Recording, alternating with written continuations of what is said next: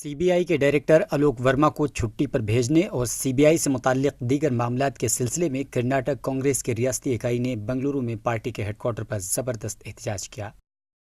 C B آئی کو بچائیں گے تو بھارت دیش کو بچائیں گے، کیونکہ آج جو کانسٹیٹیوشنل باڈیز ہیں جیسے سپریم کورٹ ہے،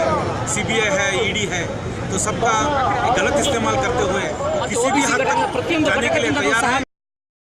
آل انڈیا مہیلا کانگریس کے قومی کوارڈینیٹر ڈاکٹر چمن فرزانہ کا کہنا ہے کہ رفائل معاہدہ ایک بڑا گھپلا ہے، یہی وجہ ہے کہ وزیر اعظم سی بی آئی کو اس کی ذمہ داریوں سے دور کر رہے ہیں۔ جو جیٹ پلینس ہے یہ ہمارے دیش کا سیفٹی کا معاملہ، اور اس گھوٹالہ میں ہزاروں کروڑ روپئے بی جے پی سرکار نے کھائی ہے۔